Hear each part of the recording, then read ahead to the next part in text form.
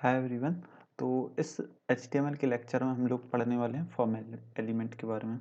तो basically form element information send करने के लिए होता है और एक्चुअल में ये प्रोवाइड क्या करता है, तो डॉक्यूमेंट ऑफ सेक्शन प्रोवाइड करता है जो इंटरेक्टिव कंट्रोल्स होते हैं जिसमें जिसमें हम इंफॉर्मेशन सबमिट कर सकते हैं। तो इसमें बेसिकली जब हम इंस्टाग्राम ओपन करते हैं तो एक ही लॉगिन पेज दिखाई देता है। तो बेसिकली पेज तो ये लॉगिन पेज कौन सा है, लॉगिन पेज, लेकिन इसमें ये कौन सा एलिमेंट यहाँ लगाया गया है, ये फॉर्म एलिमेंट है। ऐसे ही यहाँ पर ये भी फॉर्म है। तो देखो HTML से हम फॉर्म डिज़ाइन, जो HTML में फॉर्म एलिमेंट होता है उसे फॉर्म बना सकते हैं, लेकिन ऐसा ही बन जाएगा, लेकिन डिज़ाइन करना पड़ेगा। तो अभी सिर्फ हम HTML पढ़ रहे हैं, तो ऐसा हम फॉर्म बनाएंगे लेकिन डिज़ाइन बस नहीं करेंगे।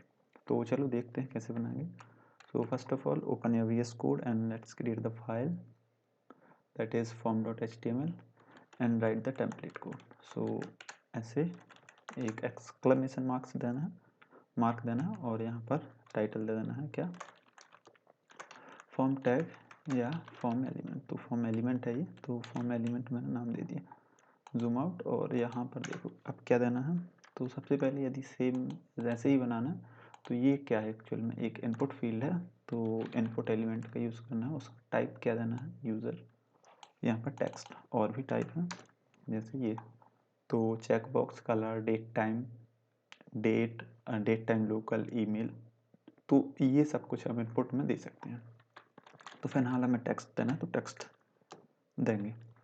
और अब देख, तो इस तरीके से एक इनपुट के लिए हमारे पास एक बॉक्स बन जाएगा। तो इस फाइल को सेव करना है, कॉपी पाथ करना है, ब्राउज़र में जाना है और यहाँ पर पाथ पेस्ट कर देना। तो एक यहाँ पर डब्बा आ जाएगा, बॉक्स आ जाएगा वैल्यूज़ इनपुट करने के लिए।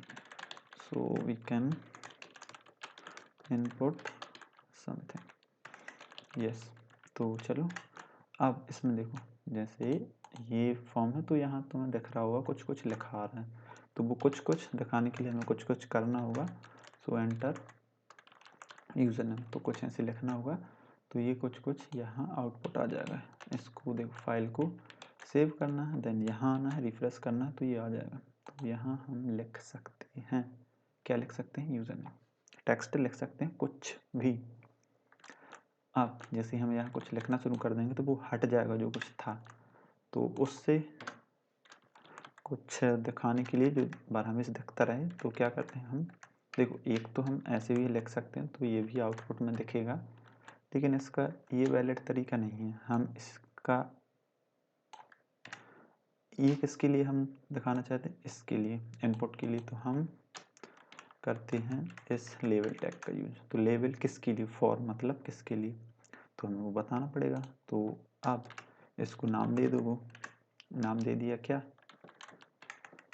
सपोज यूज़र नेम, तो स्पेलिंग मत देखना, तो यहाँ भी यूज़र नेम, तो ये लेबल इससे एसोसिएटेड हो जाएगा। अब इसमें हम दे सकते हैं कि क्या इंसर्ट करवाना है, तो बस यहाँ आओ और आंसर पाओ, तो ये इससे एसोसिएटेड हो जाएगा। तो हमें क्या करना है, यूज़र नेम इंसर्ट करना है, तो ऐसे हम कर सकते हैं। तो ये तो ही एक फील्ड। दूसरी फील्ड में हमें क्या देना, पासवर्ड, तो पासवर्ड कैसे देंगे, फिर ऐसे ही एक लेवल, और ये लेवल किसके लिए, पासवर्ड के लिए। टेक्स्ट क्या देना चाहते हो, पासवर्ड, और इनपुट क्या, पासवर्ड, लेकिन इसमें टाइप क्या, पासवर्ड। टाइप पासवर्ड एक है इनपुट का टाइप, तो हम दे सकते हैं। और भी टाइप देखना है तो कंट्रोल स्पेस प्रेस करना, तो ये ऑप्शन आ जाएंगे और यहाँ पर हम सिलेक्ट कर सकते हैं।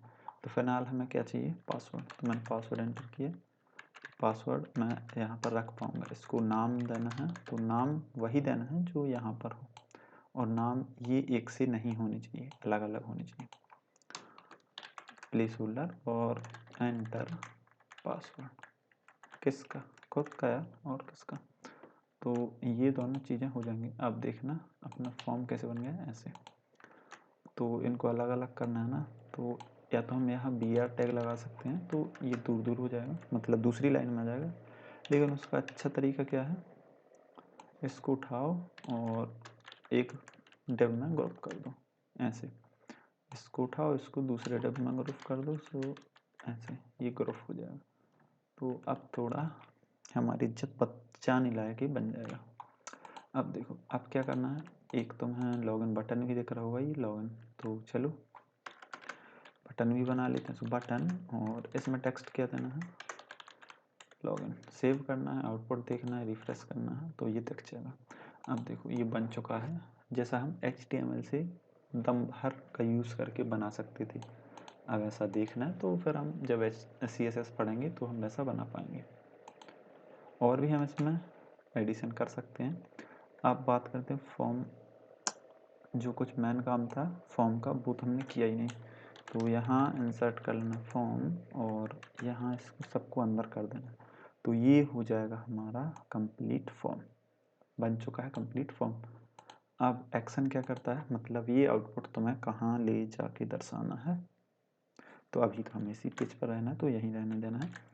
और इसके बाद एक होता है एनक्रिप्शन टाइप, तो ये एनक्रिप्शन की टाइप है, तुम प्लेन टेक्स्ट में ले जाना चाहते हो, कैसे ही फॉर्म का डेटा ले जाना चाहते हो वो देना है, बिल्कुल। और इसके बाद मेथड, तो मेथड क्या होगी, मेथड एक होती है गेट और दूसरी होती है पोस्ट। गेट और पोस्ट इनमें थोड़ा सा डिफरेंस है लेकिन सिक्योरिटी का बहुत। तो जैसे मैं गेट करूँगा, if I refresh and enter the value, so user name and then password, तो जैसे ही मैं इसको एंटर करूँगा तो you can see in the URL the user name is equal to this and the password is equal to this, तो यहाँ सब कुछ लिख के आ जाएगा। ये क्यों हो रहा है, क्योंकि हमने गेट मेथड का यूज़ किया। सो यहाँ मैं पोस्ट लिखूँगा, सेव करूँगा, रिफ्रेश करूँगा, यहाँ इसको रिफ्रेश कर लेना है, क्या हो गया, इस URL को कंप्लीट लिख देना है। अब यहाँ देखो जो कुछ भी मैंने दिया था इसे दे देना है, लॉगिन करना है, तो ये कुछ भी URL में नहीं दिखाएगा, राइट। तो ये डिफरेंस होता है पोस्ट एंड गेट रिक्वेस्ट में।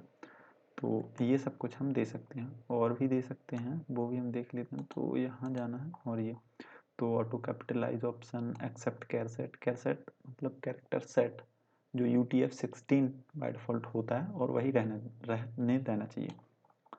अब नेम हमने वैसे भी इनपुट एलिमेंट में दिया है, जो क्या रिप्रेजेंट करता है, एक यूनिक, हर फॉर्म में एक यूनिक नाम को।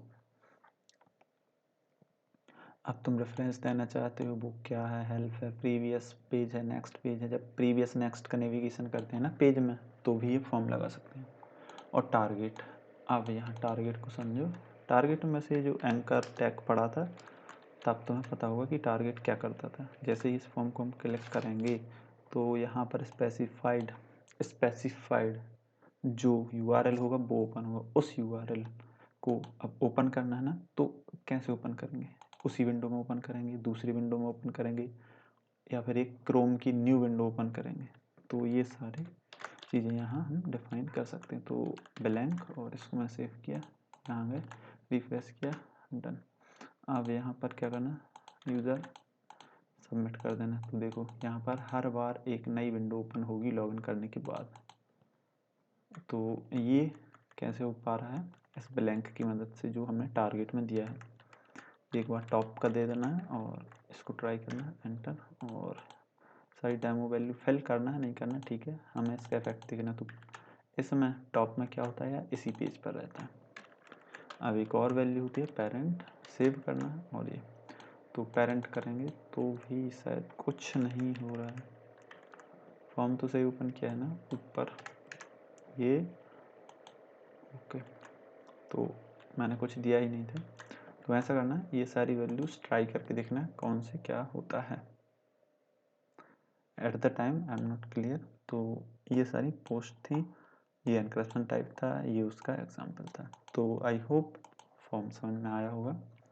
मिलते हैं नेक्स्ट क्लास में, नेक्स्ट लेक्चर में। Thank you.